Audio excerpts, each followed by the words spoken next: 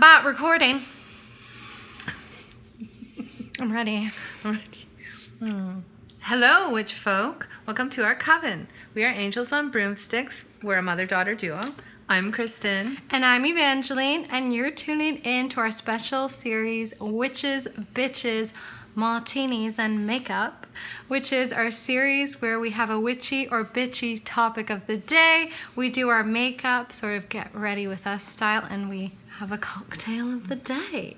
So today's Aperol Spritzes. I think we've done this one before. We've done Martini Fiero Spritzes, but never Aperol. So Aperol, Prosecco, soda water. It's my favorite cocktail ever, so that's why we've done something similar before.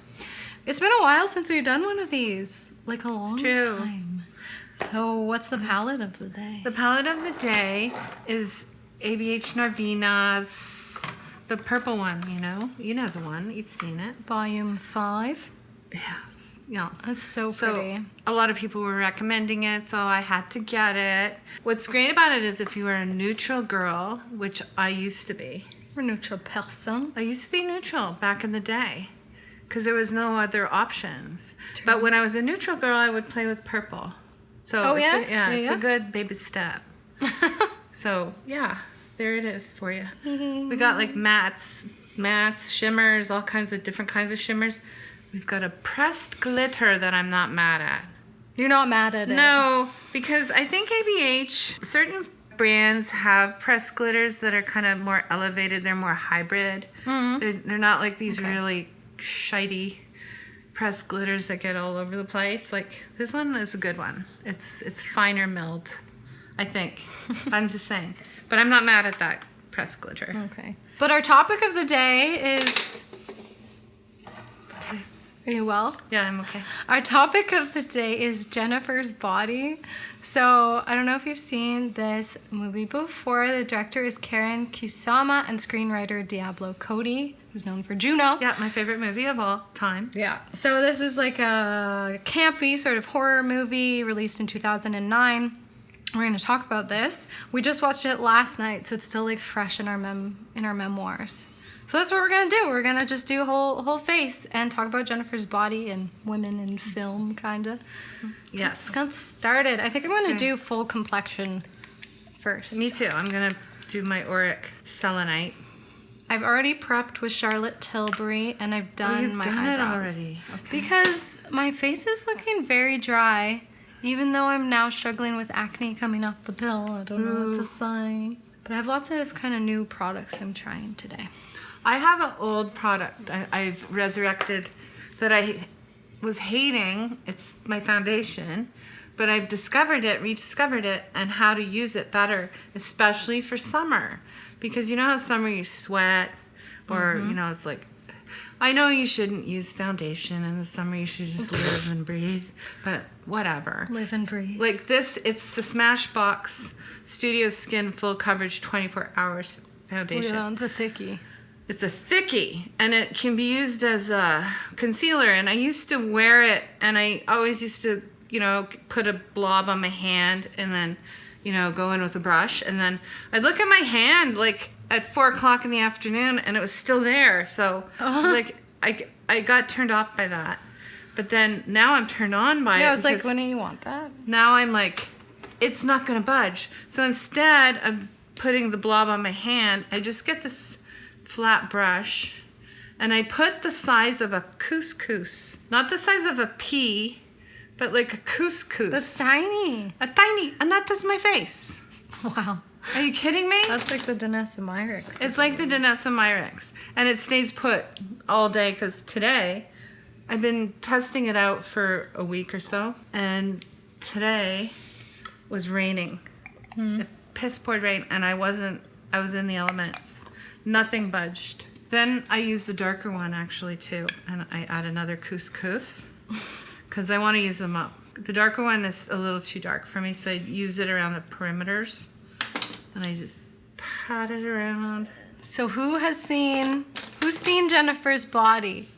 It's pretty cheesy in a way, but I think that was kind of part of its vibe.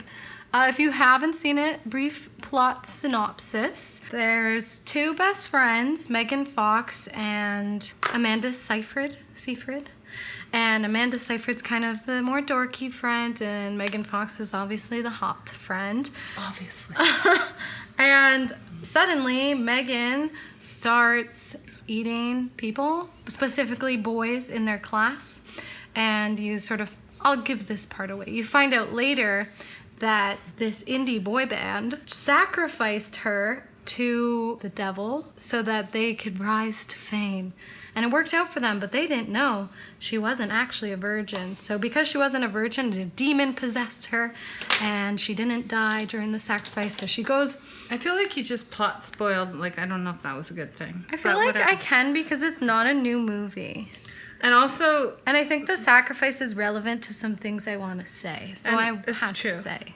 And I feel like this movie, the most interesting part of this movie, too, is, is the movie itself and how it got made and what happened after it got made. Yeah. Yeah, so it's not the movie. Yeah. It's not like, oh, this plot is so intricate that I can't spoil things, or, it's campy, it's kind of silly. And it's got lines like I didn't know it was Diablo Cody at first, but you know how much I love Juno. There was a line in it that was so funny. Like the kid who died, the mother said, "He looked like lasagna with teeth." I was like, that's such a Juno line. Yeah. And then I found out. You looked it up.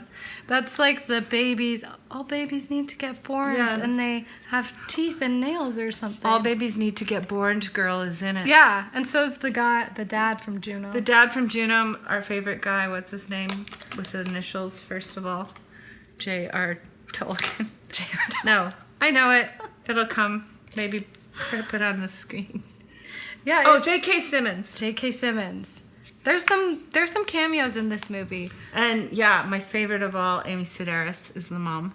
But she's got such a minimal role. So I'm going to read a quote. This is from the director Kusama. She says, "From the outset, I always felt like this is a horror movie about toxic friendships between girls. And on a larger scale, it's about how these alliances between girls get distorted and corrupted by the patriarchy. We were just completely aligned by those kinds of ideas." That was Kusama and Cody. Just felt like that was the page they wanted to be on with this movie. And it being like a horror movie for women and for young women specifically. But the marketing campaign for this movie was just totally the opposite. It was geared, they were just like focusing on Megan Fox's hotness. Yeah, because she just came off Transformers. Yeah. And she was like the hottest thing in Hollywood at the time. So we'll put up some of like the marketing pictures here. And the director and the writer, they were like, this is not the movie we made. You are targeting this to like young boys who are going to walk into this being like unhappy. And what do you know, Rotten Tomatoes and all the reviews were terrible at the time. And I actually remember when this movie came out because I remember seeing the ads and being like, this looks fucking stupid. And being sort of like, ugh, Megan Fox, a girl who all she is hot. At the time, I was younger. I wouldn't think this about anybody now, but I was a young teenage girl, and this movie should have been for me. But I saw, oh, this is just some like exploitive kind of Megan Fox is so hot movie, which is not what it is. No, not at all. So the marketing kind of just like busted the movie at the time of release, but now it's sort of becoming a cult feminist classic. Yeah, it's having a revival. A bittersweet revival. Speaking of, so you told me to watch this documentary. What's it called now? Ian, I got a memory of a gnat. Like, you gotta like... I'll put it up here. I was watching it today. I watched almost the whole thing. It's Gina Davis from Netflix. It changes everything. Yeah. Okay. So it was about women in film and sort of a lot of the barriers and just tons of stuff about why it took so long to get representation happening on a broader level. But they were talking about the reviewers of films, of Rotten Tomatoes specifically, which is what I always go to for my movies. And it's like something like 77% male reviewers, which has now made me not trust Rotten Tomatoes. Yeah, you shouldn't. Why would I? It's not for me. Which reminds me of like just some of the Oscar-nominated movies. I will never get over fucking Wolf of Wall Street. I still like that movie. I hate that movie. She hates that. Why do you like that? Because it's so funny. The only My funny favorite part was scene- him falling down the stairs. Yeah. It was funny, but it's not like No, best it is. picture award. I don't know. Well, that's because Martin Scorsese is untouchable.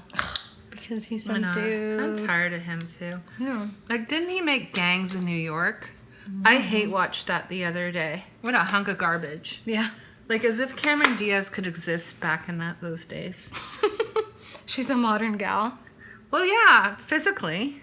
She's Like, people modern. in the olden days were all crippled up and old and hunchbacked. Hunchback? Hunchbacked. I'm using this new blush from ColourPop. I think it's really pretty. It's like a cool toned pinky purple, but I think it's not a summer color. This is like a winter color. So I'm trying to build Sometimes it up. I like a contrast, though, of a cool and a warm. Like, if your skin is warm and you've got, like, something cool. I'm using Rituel de Fille, and I'm loving Me it. too. I got my metamorphic high priestess. I got, I'm on the faun.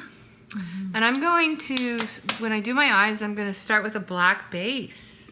And I'm going to use the Rituel de Fille ball that we love. The black orb. The black orb. Enigmatic. To create a black Liner. base. Because I was watching a video recently of Linda Hallberg, who is my favorite makeup artist. Yeah, you've done lots Yeah, of I love her so much. She has her own makeup line, LH Cosmetics. Maybe I should buy It's some. really good. Buy some for my birthday. Anyway, she did a look just recently. She used a green, so we're doing a purple look. We'll see if it works out. Yeah, so I was saying when I was a your age type, I remember reading somewhere, moviegoers are, the reason we have so many action movies is because the moviegoers are young men between the ages of 18 and 24. And that's why there's so much kind of movies I Action. don't enjoy. And, well, that's because, why is that, Ian? Because that's the movies you're making, so obviously that's who the moviegoers are. Which you were saying it was like in the war times. Yeah, like, who is the biggest box office? Like, it was Joan Crawford, Barbara Stanwyck, Bette Davis, and my mother used to go to the movies, so it was all melodramas and, you know, noir, whatever that's called, noir. film noirs, and yeah, so those are the people that went. Yeah. That's so stupid.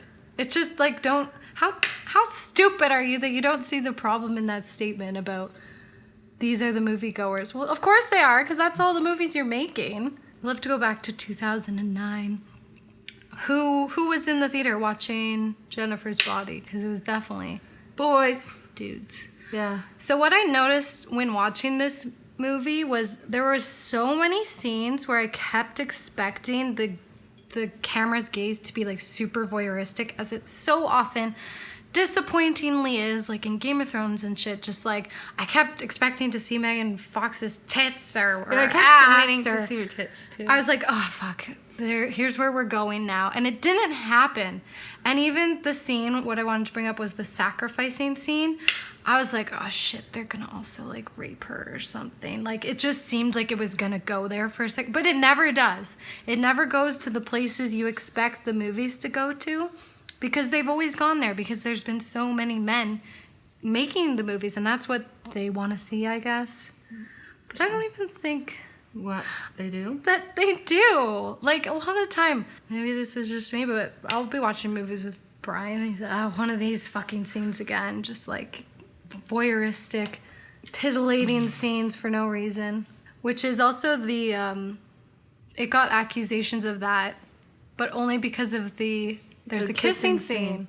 And it's just kissing between the two main girls. It's funny how that was just a kissing scene, and that got critics saying this is all titillating, even though that's all it was. But then you get these male directors just getting away with that all the time.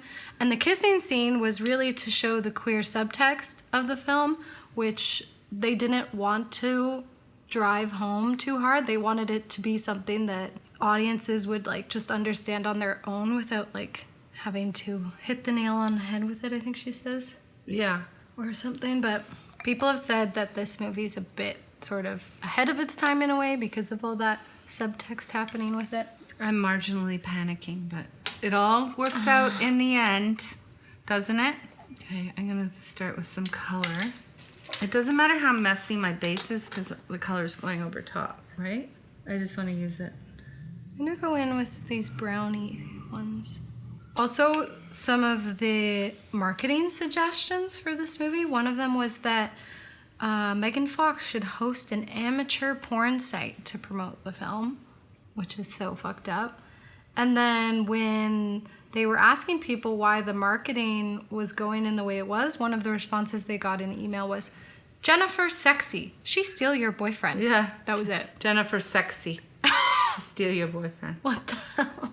I'm just going to lay down this dark shade and then blend it out after. Oh, the movie started out like it was really cool at the beginning because it starts out and then it goes like in the present sort of, and then it goes in, you know, what happened. It was very Orange is the New Black. It was, wasn't it? Yeah. Yeah, because she's in, one of the people's in prison. I won't say. Oh, well, that's not a spoiler because it's the right at very the beginning of the movie. Amanda Seyfried is in prison. But we you don't know why. how she got there. And we're not going to tell you how. Yeah. I'm going to spray a brush.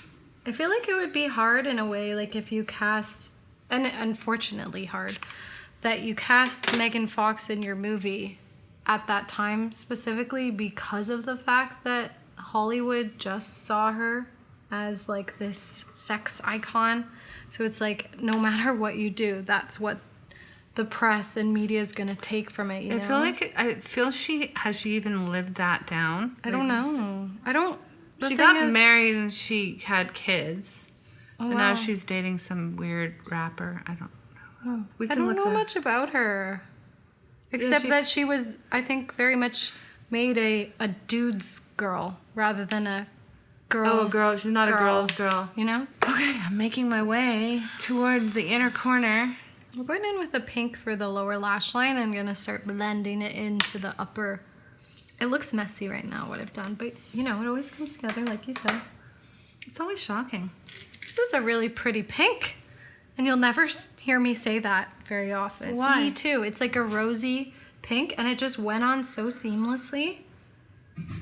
I don't know. Pinks don't wow me. I love pink. It's my favorite color.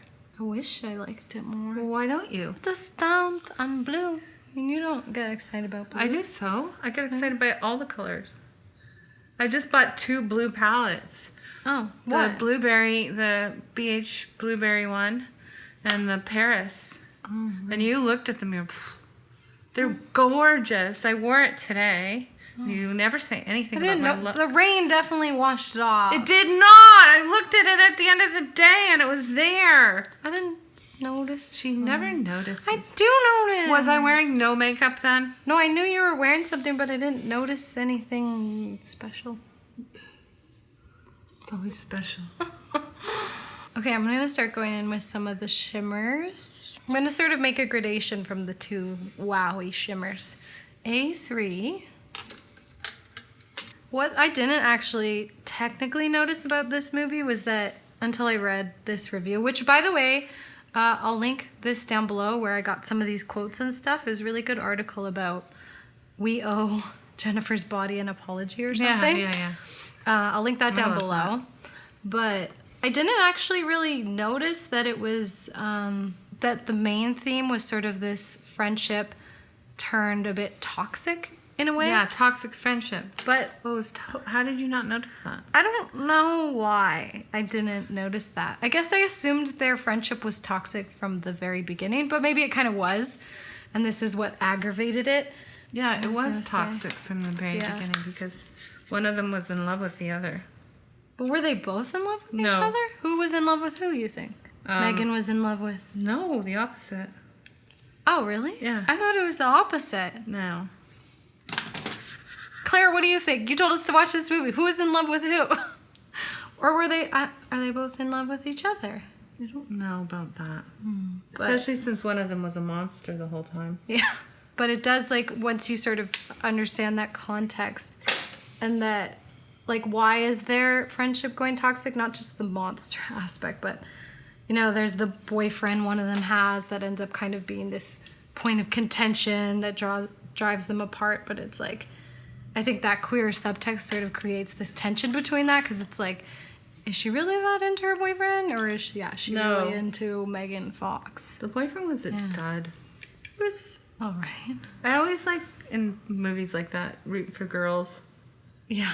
Boyfriends are usually duds. I thought he was a dud.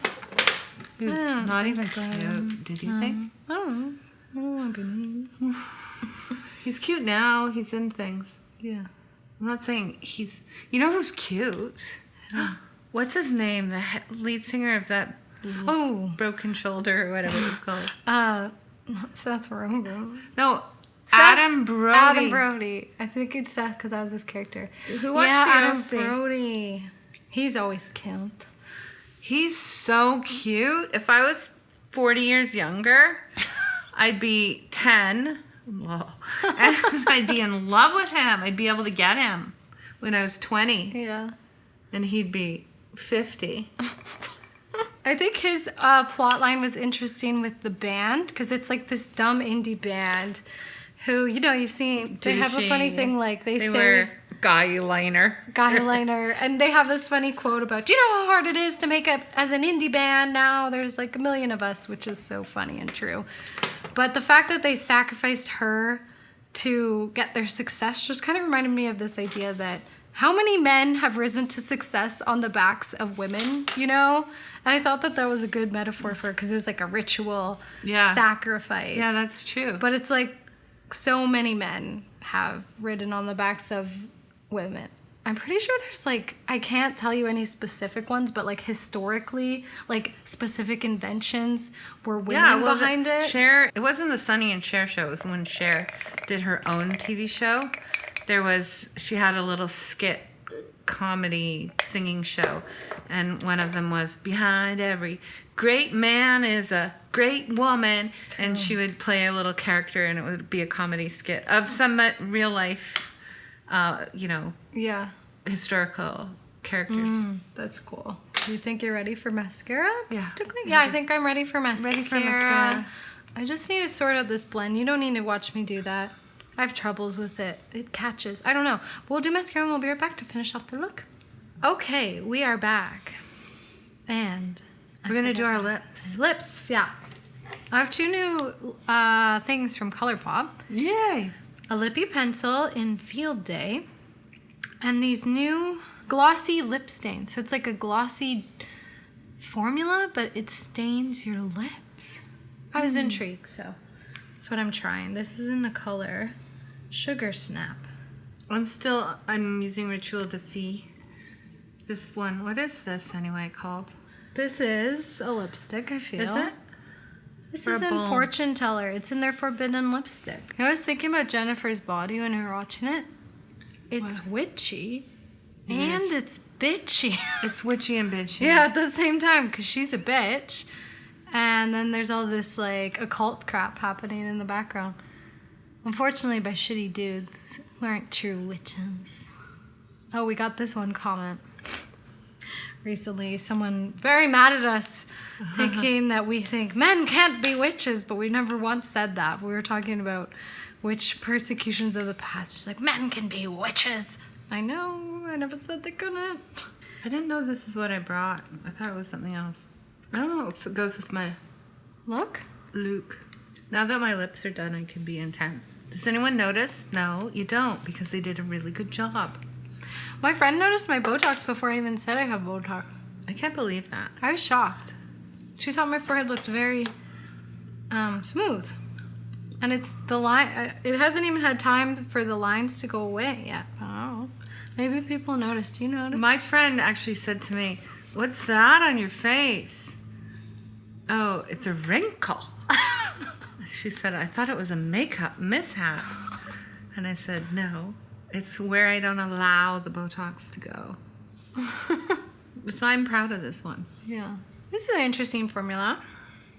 It's not like super sticky or anything. I'm curious how it wears because it says it's a lip stain as well. Okay, yes, these are the finished looks. What do you think about this palette? Well, I told you I love it. I love it. Yeah. I love it. I think it's really pretty. I'm not sure I love the look I ended up doing with it, but I think the color story is really pretty. When I first looked at it, I was kind of like, oh, this shade and this shade and this shade are all the same, but I feel like their undertones are probably really different, you know? Yeah. And these seem similar, but it's subtle differences, and I much prefer a palette like this that has like a monochromatic vibe rather than those rainbow palettes that are all over the place. Which So I like love. it. I know you love that. I love a rainbow. I can't help it. Any final thoughts on Jennifer's body? I loved it. I loved it. I love You this. did? Yeah. I didn't know you loved it. You Yeah. just we watched last night. because I can't, like, I love Diablo Cody so much. Right. Like, I love everything she's done. But I was in such a fog in 2009. I didn't even know she had that out. Like, because I love Juno so much. I always say that Juno's the movie that when I'm in the old folks' home, you guys are going to visit me for like 20 minutes and then you're going to pop in the VCR. Let's just put on Juno and sneak out. And I'll be just watching Juno. And anyway. So I didn't even know this movie existed, to be honest. Yeah. And I was like thrilled. Yeah. Like it was like finding, because I love young adult and Tully. Yeah. So it was a really exciting thing for me to watch last night. I feel like I want to rewatch it because I just didn't know what I was getting into when I was watching it. Neither did I. I didn't even know it was horror. Yeah, and then there was this spooky moment. You're like, is this scary? I'm like, yes. And then I got really scared. There's some little bit of scary moments. There's some... so I listened to this podcast called The Monstrous Feminine, which I've mentioned before with Midsummer, and they had talked about Jennifer's body. And so the Monstrous Feminine, I forget who invented this concept in general, but it's like the female body as being this site of like revulsion and the way you can like turn it on itself to be this sort of, like revolting thing. And I feel like they did a good job with that with Megan Fox, casting her and the things her body does in this movie. Vomit. Oh, the vomit. Yeah, I don't think that's so much a spoiler, but yeah. Oh, it's not a spoiler. No, it's so disgusting. It's gross. It's like my most disgusting thing, like vomit. So you definitely have to watch it if you haven't already, especially if you like a campy horror vibe like Chilling Adventure. And like the genre of comedy and horror is a really interesting thing. Like Midsummer. Because it's true, because the comedy and horror are very closely tied, right? Like Jordan Peele, he's known for his comedic style, but he's like the best. Like his best movie was, what's it called again? Get Out. Get Out. No. Yes. Like it was brilliant. Yeah. Because of the timing and how, how that works, like the payoff. Yeah. Yeah. Like everything's all cool and then there's something odd happens. That's comedy and that's horror. Yeah. So definitely watch it. Let us know if you've watched it already, what your thoughts are. I think that's it for today. Definitely stay witchy, stay bitchy, and we'll see you next time. Cheers. Cheers. Bye. Bye, witches.